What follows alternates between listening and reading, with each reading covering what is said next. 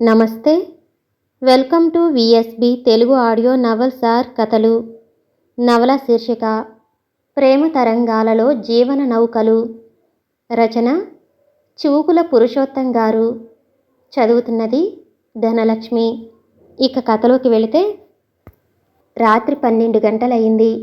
ఆ రోజు పూర్ణిమ అయినందున పూర్ణచంద్ర బింబం ఆకాశంలో నట్టనడి నెత్తిన ఉండి వెన్నెలలు విరజిమ్ముతున్నది. బెజవాడ బస్టాండులో బహు పలచగా జనం ఉన్నారు. అది జనవరి మాసం కావటం వల్ల అక్కడక్కడ బల్లల మీద కూర్చున్న జనం నిండా గుడ్డలు కప్పుకుని, తలకు పాగాలో మఫ్లర్లో చుట్టుకుని వణుకుతూ, చుట్టా బీడి సిగరెట్లు కాలుస్తూ చలికి నిద్ర పట్టక, అయినా అకాలమైనందున నిద్ర ముంచుకుని రాగా తూగుతూ ఉన్నారు. సామాన్యంగా కొన్ని స్టాండ్లలో ఉండే హడావిడి ఏమీ లేదు. బారుగా ఉన్న ప్లాట్ఫారాలు కూడా ఉన్నాయి. వాటి మీద లైసెన్స్ కూలీలు ఒక గుంపుగా చేరి చెత్తాచెదారం మంట వేసి చలి కాచుకుంటున్నారు. హైదరాబాద్ ప్లాట్ఫారం మీద ఒకే ఒక బస్సు నిలిచి ఉంది. అది 1 గంట నుండి అలాగే ఉన్నది. బస్సులో జనం నిండా కప్పుకుని కునికిపాట్లు పడుతూ దూరంగా ఆఫీసులో ఉన్న కండక్టర్ను త్వరగా బయలుదేరదీయమని కేకలేస్తూ ఉన్నారు. ఆ కండక్టర్, డ్రైవర్ ఆఫీసులో టీలు తాగుతూ కాతాకానీ కొడుతున్నారు. అదే ఆఖరి బస్సు కావటంతో వారు ఏమీ త్వరపడటం లేదు. మెల్లమెల్లగా బస్సంతా పూర్తిగా నిండింది. ఎట్టకేలకు డ్రైవర్, కండక్టర్ తాపీగా బస్సు దగ్గరకు చేరారు. కండక్టర్ సిగరెట్ ఆఖరుదమ్ము లాగి సిగరెట్ అవతల పారేసి బస్సులోకి వచ్చాడు. తన దగ్గర ఉన్న ట్రిప్ షీట్ తీసి ప్రయాణికులనందరినీ లెక్కించుకుని గంట కొట్టాడు. కండక్టర్ కూడా ఆఖరుదమ్ము లాగి సిగరెట్ అవతల పారేసి బస్ ఎక్కి స్టార్ట్ చేశాడు. బస్సు నెమ్మదిగా బయలుదేరింది. ఇంతలో హఠాత్తుగా తలుపు తీసుకుని ఒక యువకుడు ఒక సూట్ కేసును బస్సులోకి విసిరి, 2వ సూట్ కేసును చేతిలో పట్టుకుని కదిలే బస్సులో ఎక్కాడు. కండక్టర్ ఆ నూతన యువకుడు బస్సులోకి రాకుండా చెయ్యి అడ్డంగా పెట్టి, సీట్లన్నీ అయిపోయాయండి, దిగండి అని గద్దించాడు. ఒక్క సీటే ప్లీజ్, అర్జెంటు పని ఉంది, తెల్లవారేలోగా హైదరాబాద్ చేరి 10 గంటలకల్లా ఆఫీస్కెళ్ళాలి అంటూ బతిమలాడుతున్నాడా యువకుడు కండక్టర్ని. ఈ గొడవను గమనించి డ్రైవర్ స్లోగా బండిని పోనిస్తున్నాడు. ప్రయాణికులంతా ఆ యువకుని అయిష్టంగా చూస్తుండగా కండక్టర్, ఎన్నిసార్లు చెప్పాలండి, దిగిపోండి, ఇది ఎక్స్ప్రెస్ బస్సు, స్టాండింగ్ ప్యాసింజర్స్ను ఎక్కించుకోము, సీట్లు ఖాళీ లేవు, దిగండి అని కఠినంగా అంటున్నాడు. ప్లీజ్ కండక్టర్ గారు, ఎన్నాళ్ళో ఎదురు చూచిన ప్రమోషన్ వచ్చినట్టు టెలిగ్రామ్ వచ్చింది. రేపు 10 గంటలకు చేరకపోతే అది నాకు రాకుండా పోవచ్చు అంటూ బతిమలాడుతున్నాడా యువకుడు. ఆ యువకునకు 25 ఏళ్లు ఉండవచ్చు. ఫుల్ సూట్లో ఉన్నాడు. మెడ చుట్టూ మఫ్లర్ చుట్టుకున్నాడు. అతని ముఖం చాలా దీనంగా ఉన్నది. ప్రయాణికులలో కొందరు, దిగవయ్యా, సీట్ లేదంటుంటే ఎందుకు అనవసరంగా ఆలస్యం చేస్తావని విసుగ్గా యువకుణ్ణి అంటున్నారు. బస్సులో పడేస్తున్న సూట్ కేసును కండక్టర్ ఆ యువకునికి పైకి తోస్తూ, దిగండి త్వరగా అని గద్దిస్తున్నాడు. నిస్పృహ నిరాశలతో ఆ యువకుడు సూట్ కేసును అందుకుని దిగబోతుండగా, ఉండండి, నా టికెట్ పైన మీరు వెళ్ళండి, నేను దిగి వెళతానని ఒక వ్యక్తి అన్నాడు. అందరూ ఆ వ్యక్తి వైపు చూచారు. అతనికి 30 ఏళ్లు ఉండొచ్చు. అంత ఒడ్డు పొడుగు కాక సామాన్యంగా ఉండి లాల్చి పైజ్మా ధరించి ఒక శాలువా కప్పుకుని ఉన్నాడు. చేసంచి చేత పట్టుకుని తన సీట్ నుండి లేచి జేబులో నుండి టికెట్ తీసి సీట్ యువకునికిచ్చి బస్సు దిగాడు. సంతోషం, దిగ్భ్రమ, కంగారుతో సూటి వ్యక్తి టికెట్ అందుకునేలోగానే లాల్చి పైజ్మా వ్యక్తి బస్సు దిగాడు. బస్సు స్లోగా పోతూనే ఉంది. సూటు వ్యక్తి 2 10 రూపాయలు తీసి వెనకపడిపోతున్న వానిపై విసిరి, థ్యాంక్స్ అంటూ ఏదో చెబుతుండగానే బస్సు దాటిపోయింది. ఆ లాల్చి వ్యక్తి బస్సు ప్లాట్ఫామ్ మీద దాటి వంపు తిరిగి అదృశ్యమైపోగానే కిందపడి ఉన్న 2 10 రూపాయల నోట్లను ఏరి తీసుకుని దుమ్ము దులిపి జేబులో నుండి పర్సు తీసి అందులో పెట్టబోయి ఆగాడు. ఆ పర్సు ఖాళీగా ఉంది. లాల్చి వ్యక్తి పేరు శంకరం. అతడు ఇంతకు ముందే టికెట్ కొని మిగతా చిల్లర డబ్బులు పెట్టి రొట్టె తిని టీ తాగాడు. అంతటితో అతని దగ్గర ఉన్న పైకం యావత్తు అయిపోయింది. అతని పర్సులో ఒక కాగితం ఉంది. అది గుంటూరులోని తన మిత్రులు హైదరాబాదులో ఉండే ఒక వ్యక్తికిచ్చిన పరిచయం ఉత్తరం. అది మినహాగా అతని పర్సులో మరేమీ లేదు. శంకరం ఆ 2 10 రూపాయల నోట్ల వంక చిత్రంగా చూశాడు. తన జీవితంలో ఎప్పుడూ ఈ 10 రూపాయల నోట్లను చూడలేదనిపించింది అతనికి. ఆ 2 10 రూపాయల నోట్లలో 12 రూపాయలే తన పైకం. మిగతా 8 రూపాయలు సూటి వ్యక్తికి చెందుతాయి. టికెట్ దొరికిన సంతోషంలో సూటి వ్యక్తి టికెట్ ఖరీదు పోను మిగిలిన చిల్లర దాదాపు 8 రూపాయలు పోయినా గమనించలేదు. శంకరానికి తాను మధ్యాహ్నమే అన్నం తిన్నానని జ్ఞాపకానికొచ్చింది. ఇందాక తిన్న రొట్టె, తాగిన టీ ఆకలి తీర్చలేదు. ఇక హైదరాబాద్ వెళ్ళి ఆ ఉత్తరం ఇచ్చే వ్యక్తి ఏమైనా పెడితే తినాలి. లేకుంటే భగవంతుడు ఎక్కడ పెట్టిస్తే అక్కడే అనుకుంటున్న శంకరానికి హఠాత్తుగా ఛార్జీ పోను 8 రూపాయలు మిగలటంతో ఆకలి ఎక్కువైంది. కానీ ఆ డబ్బును ఉపయోగించి ఆకలి తీర్చుకోవటానికి మనసు ఒప్పలేదు.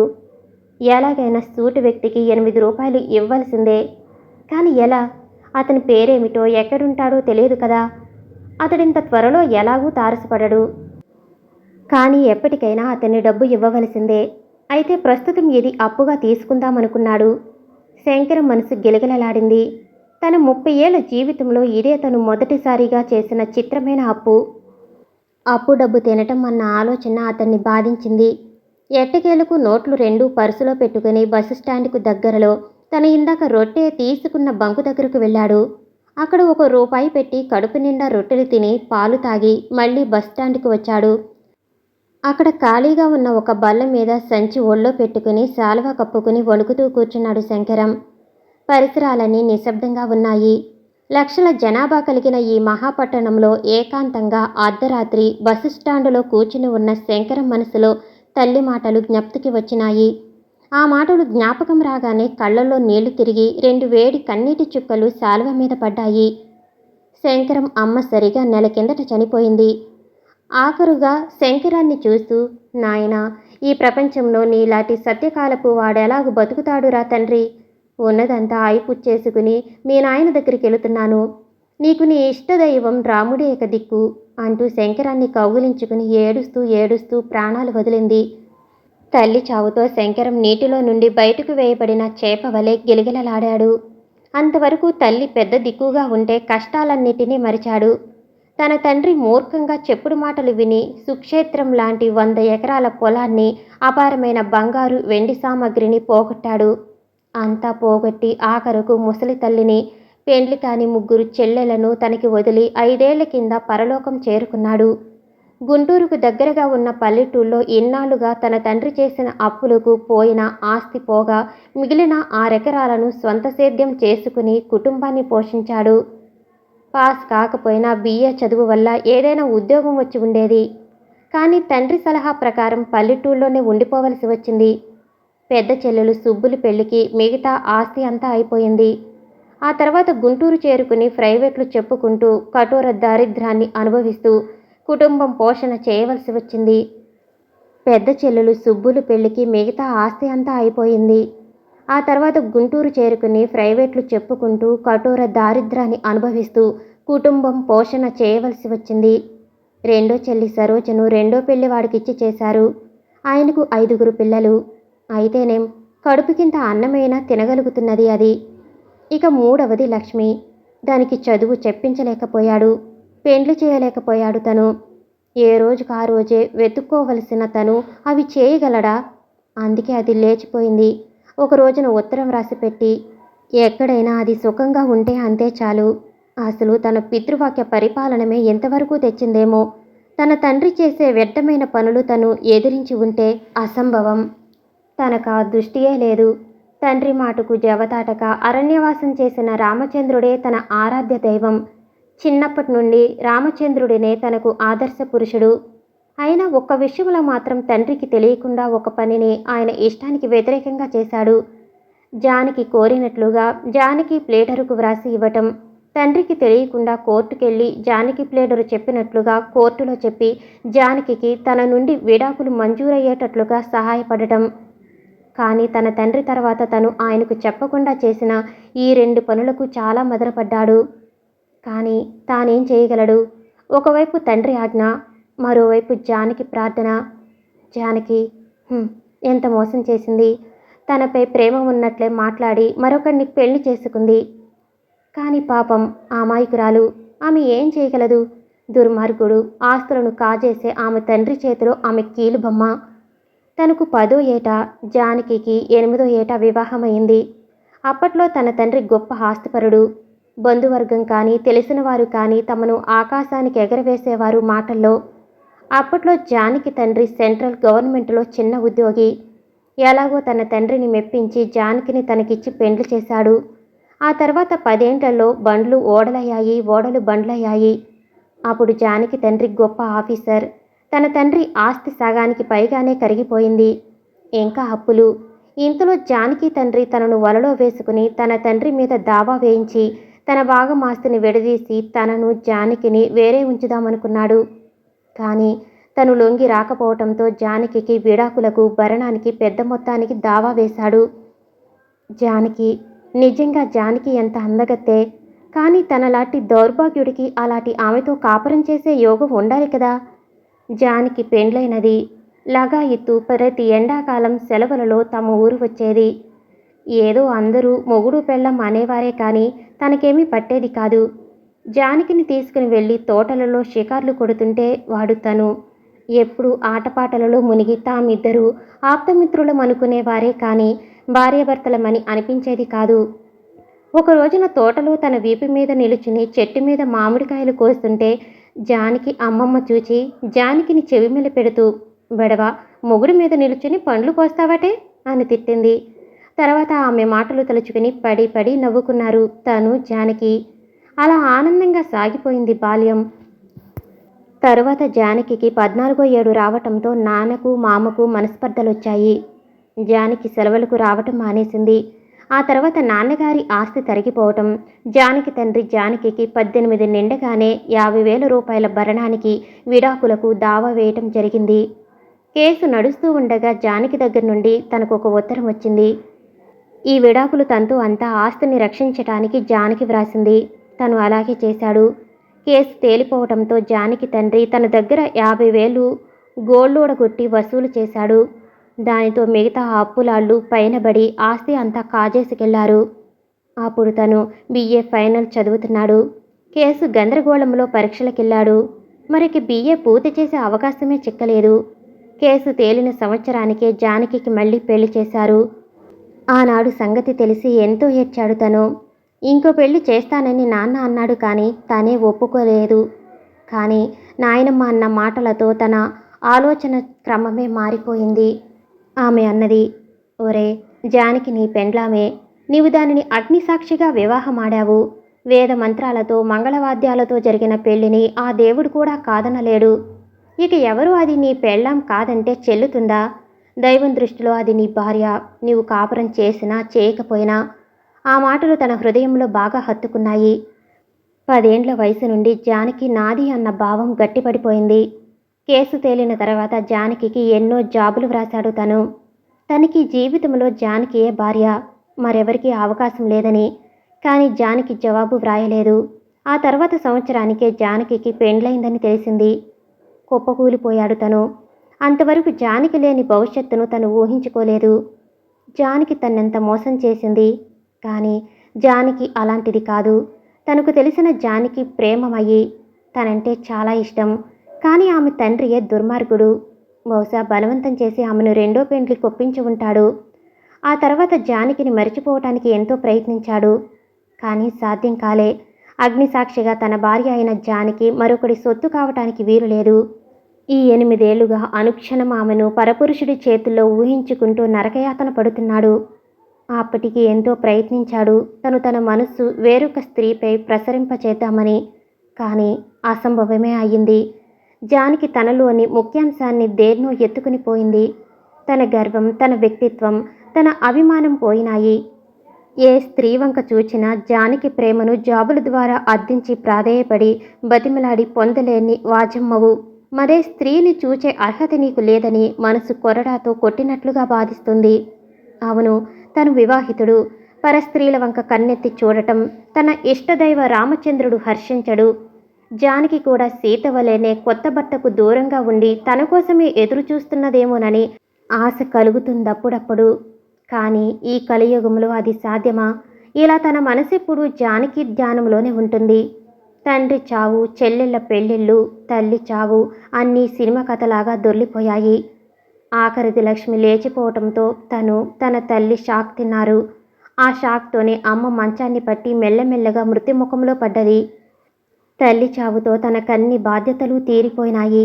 ఇక తెగిన గాలిపటంలా గాలి ఎటు తోసుకెళితే అటు వెళ్ళటమే.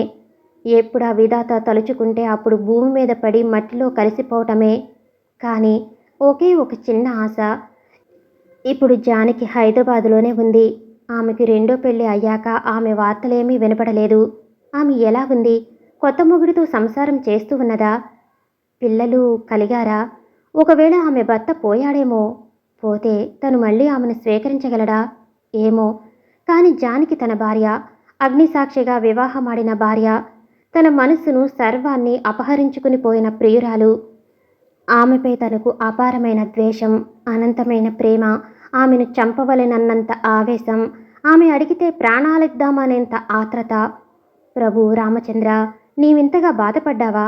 ఏ జన్మలో ఏ పాపం చేశాను ప్రభు, ఈ జన్మలో ఇలా బాధపడుతున్నాను? ఇలా శంకరం తనలో తను ఆలోచించుకుంటూ కన్నుల నీరు కారుస్తూ నిరామయంగా కూర్చుని ఉన్నాడు. ఏమండి, హైదరాబాద్ పోయే బస్సులు ఇక లేవా అని ఎవరో ప్రశ్నిస్తున్నారు శంకరాన్ని. అప్పటికది మూడోసారి అలా ప్రశ్నించటం. ఏమంటారు అన్నాడు శంకరం చాటుగా కన్నులు తుడుచుకుంటూ. అదేనండి, హైదరాబాద్ పోయే బస్సులు ఇక లేవా అన్నాడు మళ్ళీ ఆ వ్యక్తి. శంకరం ఆ వ్యక్తిని తేరిపారా చూచాడు. అతను నున్నగా గుండు కొట్టించుకుని చంకలో పిల్లను పెట్టుకుని ఉన్నాడు. అతని వెనుక కొద్ది దూరంలో ఒక 25 మంది పెద్దలు పిన్నలు అదే తిరుపతి ప్రయాణికుల వాలకంలో ఉన్నారు. ఆఖరు బస్సు పోయి అరగంట దాటుతుందండి, ఇక తెల్లవారితేనే బస్సు అన్నాడు శంకరం. అక్కడ చేరిన 25 మంది ఉస్సురని నిట్టొచ్చారు. అందులో ఒక కుర్రవాడు, అయినా కనుక్కుందాం, హైదరాబాద్కు స్పెషల్గా బస్సు వేస్తారేమో, మనమే 25 మందిమి ఉన్నాం, మరో 5-6 చిక్కవచ్చు అని మరో ఇద్దరిని తీసుకుని ఆఫీసు వైపు వెళ్ళాడు. ఆ బృందం 15 నిమిషాలు ఆఫీసులో మాట్లాడిన తర్వాత ఒక బస్సు వచ్చి ప్లాట్ఫారం దగ్గర ఆగింది. తిరుపతి ప్రయాణికులంతా బిలబిలామంటూ బస్సెక్కారు. శంకరం కూడా సంతోషించి వెళ్ళి బస్సు ఎక్కి డ్రైవర్ పక్కగా ఉన్న ముందు సీట్లో కూర్చున్నాడు. మరో 15 నిమిషాలకు బస్సు కదిలింది. శాలువ నిండుగా కప్పుకుని శంకరం ఆలోచనలో పడ్డాడు. జానకి, మళ్ళీ ఎలాగున పెండ్లి చేసుకోగలిగావు? మరో వ్యక్తి నీ మెడలో తాళిబొట్టు కడుతుంటే ఎలాగున ఓర్చుకోగలిగావు? అతడు నాకంటే అందగాడా, ప్రయోజకుడా, భాగ్యవంతుడా, ఎక్కువ చదువుకున్నవాడా, గొప్ప ఉద్యోగస్తుడా? అయినా మాత్రం ఎలా ఒప్పుకున్నావు? జానకి, ఎన్నాళ్ళు నీకంటే ఎంతోమంది అందగత్తెలు కనబడ్డారు నాకు. కానీ నీవు వేరు. వారినెవరీ నేను మరో దృష్టితో చూడలేకపోయాను. నాకు తెలుసు జానకి, నా హృదయంలో ఎవరో చెబుతున్నారు, నీవు ఇష్టపూర్వకంగా రెండో పెండ్లి చేసుకోలేదు. ఆస్తి మీద మోజు కలిగిన నీ తండ్రి నిన్ను బలవంతం చేసి ఉంటాడు. బహుశా నీవు ఆత్మహత్య కూడా చేసుకోవటానికి ప్రయత్నించి ఉంటావు. ఆ రెండో పెండ్లి రోజే నీవు పసుపు గుడ్డలతో బావిలో దూకి ఉంటావు. అయినా నీ తండ్రి బావిలో నుండి తీసి మూర్ఛితురాలువై ఉన్న నిన్ను అలాగే పీటలపై కూర్చోబెట్టి పెండ్లి చేసి ఉంటాడు. జానకి, తర్వాత నీవేమనుకుని ఉంటావు? ఎలాగూ పెండ్లి అయిపోయింది గనక ఇక ఆ కొత్త వ్యక్తితో కాపురం చేయక తప్పదనుకున్నావా? అలా చేయనవసరం లేదు. ఎందుకంటే నీవు నాదానివి. ఒకసారి అగ్నిసాక్షిగా వివాహం ఆడితే ఇక ఏ శక్తి కూడా నిన్ను నాదాన్ని కాకుండా చేయలేదు. మళ్ళీ అలాగ చేసినా అది చెల్లదు.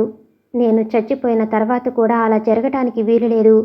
ఇక బ్రతికి ఉంటే వేరే చెప్పాలా? జానకి, ఎలా ఉన్నావు? ఎక్కడున్నావు? నిన్ను చూడాలంటే కూడా భయంగా ఉంది. ఏం చూస్తానో? నీవు నీ రెండో భర్తతో అనురాగంగా కాపురం చేస్తున్నావా? నీకు మనస్ఫూర్తిగా ఇష్టం ఉందా? నీవు ఇష్టంగా కాపురం చేస్తున్నా నేను భరించలేను. జానకి, ఇలా నేను హైదరాబాదు రావటం యాదృచ్ఛికంగా జరుగుతున్నది. నా స్నేహితులను నాకేదైనా ఉపాధి చూపమన్నాను. కానీ వారు హఠాత్తుగా హైదరాబాదు పొమ్మని ఒక వ్యక్తికి ఉత్తరం రాసి ఇచ్చారు. లేకుంటే ఈ హైదరాబాదు ప్రయాణమే లేకపోను. హైదరాబాదులో మీ పాత అడ్రస్కి వస్తే నీవు కనబడతావా? కనబడితే పలకరిస్తావా? మరి నీ రెండో మొగుడు చూస్తే నన్ను తన్ని తగలేస్తాడు కామోసు. అప్పుడు నీ మనసెలా ఉంటుంది జానకి?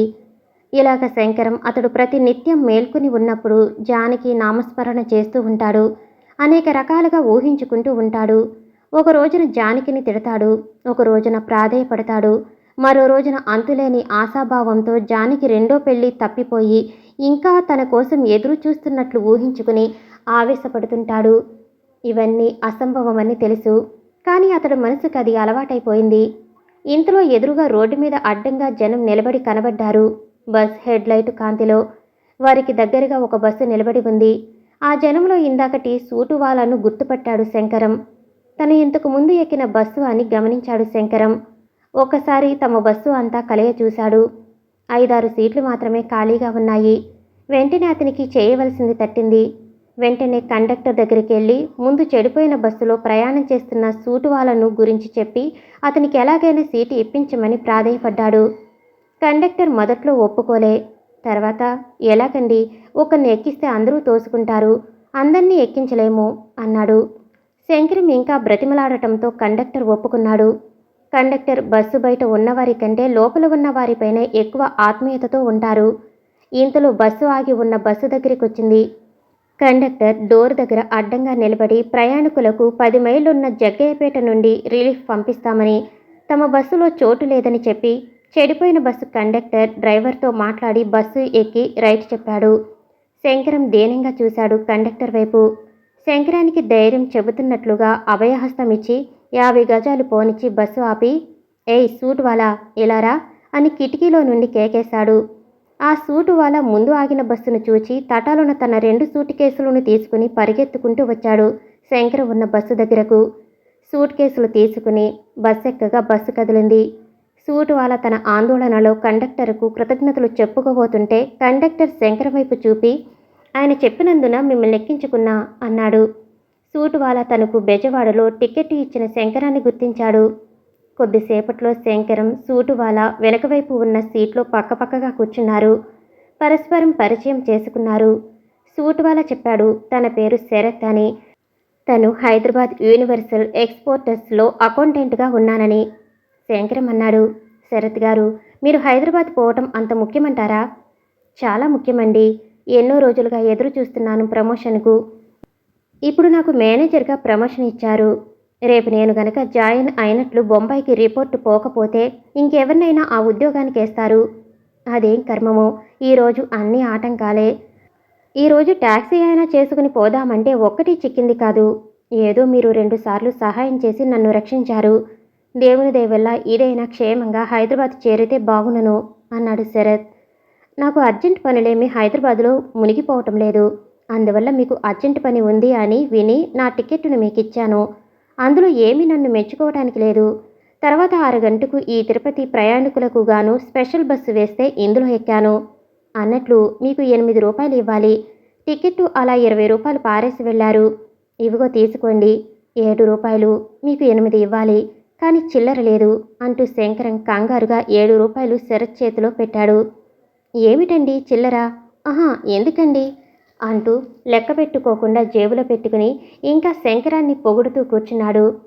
రూపాయిని కూర్చున్న ప్రసక్తి శరత్ తేకపోవటంతో శంకరం తేలికగా ఊపిరి పీల్చుకున్నాడు. ఇంతలో జగ్గయ్యపేట వచ్చింది. శంకరం శరత్ బస్సు దిగారు. బస్సు దగ్గర ఉన్న టీ కుర్రాన్ని పిలిచి శరత్ 2 టీలు తీసుకురమ్మన్నాడు. చెరో టీ తీసుకుని సిప్ చేస్తున్నారు. శరత్ అన్నాడు, ఇక చెప్పండి, మీరేం ఉద్యోగం చేస్తున్నారు? హైదరాబాద్ ఏం పని మీద వెళుతున్నారు? హైదరాబాద్లో ఎక్కడికి వెళ్ళాలి? శంకరం తల వంచుకుని మెల్లమెల్లగా టీ చప్పరిస్తున్నాడు. కొద్ది క్షణాల అనంతరం తలదించుకునే, ఉద్యోగం అంటూ ఏం లేదండి.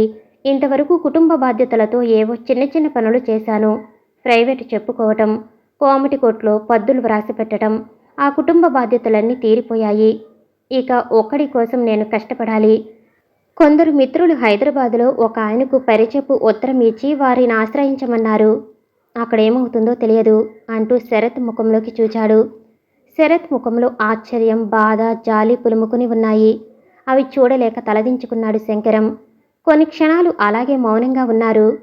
శరత్ తను శంకరాన్ని అలాంటి ప్రశ్నలు ఎందుకేశానని బాధపడుతూ శంకరం చేతిలోని ఖాళీ టీ కప్పు తీసుకుని తన కప్పును, డబ్బులను టీ కుర్రాడికిచ్చి శంకరాన్ని భుజంపై చెయ్యి వేసుకుని బస్సులోకి తీసుకెళ్లాడు. ఆ తర్వాత హైదరాబాద్ వెళ్లేదాకా ఇద్దరూ మౌనంగానే ఉన్నారు. బస్సు స్టాండ్లోకి వచ్చి ఆగింది. శరత్ తన 2 సూట్ కేసులు తీసుకుని దిగుతూ, శంకరం గారు, మీరు నాతో పాటే మా రూమ్కు రండి.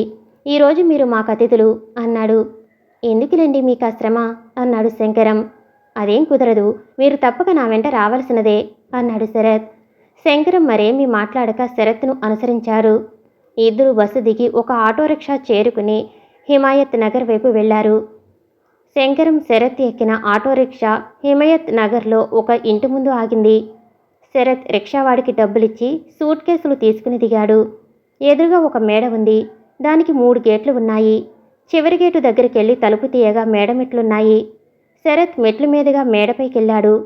మేడ మీద 3 గదులు, ఒక గది, బారు, వరండా ఉన్నాయి. ఒక యువకుడు గదిలో నుండి వరండాలోకి వచ్చి శరత్ను సంతోషంగా వెనుక వచ్చే శంకరాన్ని ఆశ్చర్యంగా చూస్తూ అన్నాడు. హలో శరత్, నా టెలిగ్రామ్ అందింది కదా? నేను సాయంకాలం మీ ఆఫీసులో పనిచేసే అజిత్ సింగ్ వచ్చి నీకు ప్రమోషన్ వచ్చిందని, త్వరగా పిలిపించమని, లేకపోతే ప్రమాదమని చెప్పాడు. వెంటనే టెలిగ్రామ్ ఇచ్చి తెల్లవార్లు ఆందోళన పడుతూ కూర్చున్నాము. థ్యాంక్ గాడ్, సమయానికి వచ్చావు. థ్యాంక్స్ రా శర్మ. గోపిగాడేడి? గోపి బాత్రూంలో ఉన్నాడు అంటూ శంకరం వైపు చూస్తున్నాడు శర్మ. శరత్ శంకరాన్ని అతడు చేసిన సహాయాన్ని వివరించాడు శర్మకు. శర్మ సంతోషంతో శంకరాన్ని కౌగులించుకున్నంత పనిచేశాడు. శరత్ పరిచయం చేశాడు శంకరానికి. ఇది బ్రహ్మచారుల మఠం. శర్మ బ్రహ్మచారి కాదనుకోండి. వాడి పెళ్ళాన్ని మొదటిసారిగా కానుపుకు పుట్టింటికి పంపి మా ఆశ్రయంలో చేరాడు. వాడిక్కడో కాలేజీలో లెక్చరర్. ఇంకా 3 నెలలు మాతో ఉంటాడు. శర్మ సన్నగా, పొడుగ్గా, నాజుగ్గా శరత్ వయసే కలిగి ఉన్నాడు. స్నేహపాత్రుడుగా కనిపించాడు. ఇంతలో గోపి అనబడే 3వ మెంబర్ తుండుగుడ్డ చుట్టుకుని వచ్చి శరత్ను చూచి ఈల వేసి, హాయ్ శరత్, దిగావా బాబు? నీకోసం రాత్రంతా విరహంతో చచ్చిపోయాము. కంగ్రాట్స్, పెద్ద కంపెనీలో మేనేజర్వి. ఇక కారులోనే కానీ నేల మీద తిరగవు కదా. ఏం వై నీ అదృష్టం. అందమైన ఇండియన్, ఆంగ్లో ఇండియన్ గర్ల్స్ నడి మధ్య గోపాల బాలుడిలా ఉంటావన్నమాట. నాకు నీ అదృష్టం చూస్తే కడుపు మండిపోతుందనుకో. అందుకని ఈరోజు గ్రహశాంతి జరగవలసిందే. 200 డ్రా చేయి ఈవేళ అని హుషారుగా అన్నాడు శరత్తో. శరత్ గోపికి శంకరాన్ని పరిచయం చేశాడు. గోపి శంకరానికి షేక్ హ్యాండ్ ఇచ్చాడు. గోపిని చూసిన శంకరానికి కళ్ళు చెదిరినాయి. గోపి చాలా అందగాడు.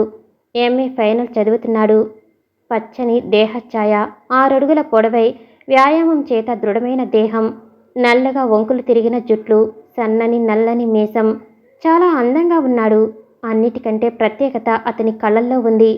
కళ్ళు విశాలంగా ఉండి అతను చూస్తుంటే కత్తిలాగా చూపు చీల్చుకుని చూపురుల హృదయాన్ని చేరుతుంది. కానీ అందులో బాధ లేదు. ఒక విధమైన వింత ఆకర్షణ ఉండి ఆ చూపులో పురుషుని కర్కసత్వం కంటే స్త్రీ సౌమ్యమే హెచ్చుగా ఉంది. మొత్తానికి పురుషులను కూడా విహ్వలను చేయగల ముఖం గోపీది. శంకరం గోపి తన వైపు చూడనప్పుడల్లా చాటుగా గోపి ముఖం వంక చూస్తున్నాడు. గోపి అన్నాడు, ఏమిటై మరి, మా పార్టీ ఏం చేశావు? అబ్బా ఉండబోయ్, ముందు ఆఫీసుకెళ్ళని అన్నాడు. మహారాజులాగున వెళ్ళు. ముందు అడ్వాన్స్ కింద 100 రూపాయలు అక్కడ పెట్టి తర్వాత లోపలికి నడు. గోపి, మరో రోజు చూసుకుందాం. శంకరం గారు మనతోటే ఉంటారు ఈరోజు. వారి ముందు పార్టీ చేసుకుంటే మొదటి రోజే మనమంతా ఒట్టి వెదవలమనుకుంటారాయన. Don't Khadar man. ఏమండి శంకరం గారు, మీరు మా పార్టీలో కలవండి. ఫోర్సమ్గా ఉంటుంది అన్నాడు గోపి. శంకరం తెల్లముఖం వేశాడు. శరత్, నీవు ఆమోదిస్తావని అప్పుడే సంపంగికి అడ్వాన్స్ నోటీస్ ఇచ్చారు. ఆవిడ ట్రూప్తో రాత్రి 10 గంటలకు వస్తుంది. విధవ బాటిల్స్ దేముంది, కావాలంటే క్యాన్సిల్ చేసుకోవచ్చు, లేకుంటే నిమిషాల మీద తెప్పించుకోవచ్చు అన్నాడు గోపి. శర్మ, శరత్లు నేరం చేస్తున్నట్లుగా చూశారు శంకరం వంక. శంకరం సంగతి గ్రహించి, నా గురించి మీరేమీ పట్టించుకోకండి. నేను లేనట్లుగానే భావించండి. నా కోసం మీ సరదాలు ఆపుకోవద్దు. నేను వెతికే ఆయన నాకు తగిలితే నేనక్కడ ఉండిపోతాను అన్నాడు. నో శంకరం గారు, మీరిక్కడే ఉండండి. స్నానం అది కానిచ్చుకుని మాతో పాటు హోటల్లో భోజనం చేయండి. తర్వాత మీ పని చూసుకుని రూముకి రండి అన్నాడు. తర్వాత శంకరం, శరత్ స్నానాలు పూర్తి చేశారు. నలుగురు 9:30 దాకా పిచ్చాపాటిగా మాట్లాడుకుంటూ కూర్చుని ఆ తర్వాత హోటల్లో భోజనం చేసి తలా ఒక దారి పట్టారు. శరత్ శంకరానికి రూమ్ తాళం చెవి ఒకటి ఇచ్చాడు. పని కాగానే రూమ్కొచ్చేయమన్నాడు. శంకరం శరత్ను అడిగి జానకి తండ్రి, తన మామగారు ఉండే బజారు, తన పరిచయపు ఉత్తరం ఆసామి ఉండే బజారు ఎలా వెళ్లాలో తెలుసుకున్నాడు. శరత్ ఆయా బజార్లకు వెళ్లే సిటీ బస్సు నంబర్స్ చెప్పాడు. నిశ్శబ్దంగా విన్నాడు శంకరం. సిటీ బస్సులో వెళ్లేందుకు శంకరం దగ్గర ఏమీ లేదు. కానీ బయటపడకుండా సంగతి గ్రహించి బయలుదేరాడు. ముందుగా జానకి ఇంటికి బయలుదేరాడు. 10 గంటలు దాటినా ఇంకా చలి ఉండటంతో రోజంతా హాయిగా తిరగగలననుకున్నాడు. 2 గంటల తర్వాత వాకబు చేసుకుంటూ జానకి ఇల్లు చేరగలిగాడు. కానీ జానకి తండ్రికి 8 ఏళ్ల కిందటే బెంగుళూరు బదిలీ అయిపోయిందని తెలుసుకున్నాడు. ఆ తర్వాత ఆ ఇల్లును జానకి తండ్రి అమ్మేశాడని, వారి విషయాలు కొత్తగా ఇల్లు కొన్నవారికేమీ తెలియవని తెలుసుకున్నాడు. శంకరం ఆశ నిరాశ అయింది. జానకి ఏమైందో, ఆమె రెండో పెండ్లి సంగతులేమిటో బొత్తిగా తెలియకపోవటంతో శంకరం చాలా ఆరాటపడ్డాడు. శంకరం హృదయంలో 14 ఏండ్ల బాలకుమారి రూపం ఉంది. ఇప్పుడు ఆమెకు 28 ఏండ్లుంటాయి. 28 ఏండ్ల స్త్రీ రూపంతో జానకిని ఊహించుకోవటానికి ప్రయత్నించి విఫలుడయ్యాడు శంకరం. కనీసం దూరంగా నుండి అయినా ఒక్కమారు చూద్దామంటే ఆ కోరిక కూడా ఫలించలేదు. ఆ తరువాత మరో 4 గంటలు తిరిగి తిరిగి తన మిత్రులు చెప్పిన ఆసామి ఇల్లు కనుక్కోగలిగాడు. అక్కడ చొక్కెదురైంది. ఆ పేరును గల ఆసామి ఇల్లు ఖాళీ చేసి 6 నెలల కిందట సికింద్రాబాద్లో ఉన్నట్లు చెప్పారు. కానీ కరెక్ట్గా ఎక్కడో తెలియదన్నారు.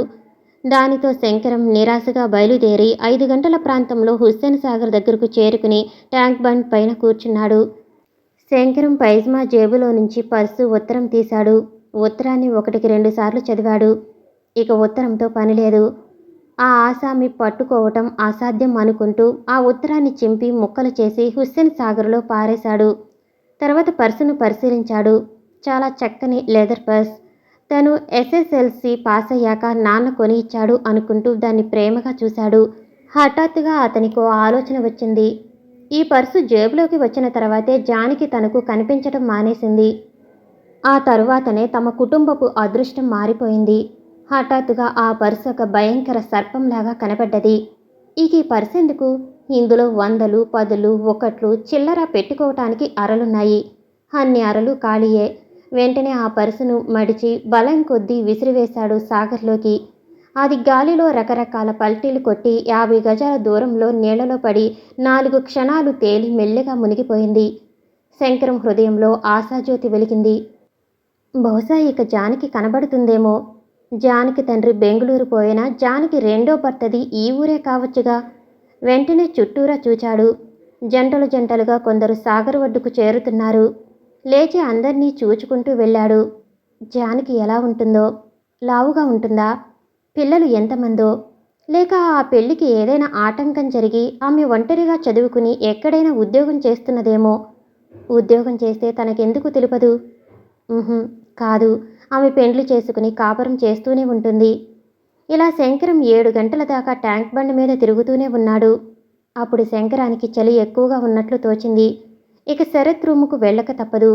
కానీ అక్కడ వాళ్ళు పార్టీలో రాత్రంతా గందరగోళంగా ఉంటారేమో. తను వారి వెంట ఉంటే వారు బాధపడవచ్చు. కానీ ఏం చేయగలడు? పోక తప్పదు అనుకున్నాడు.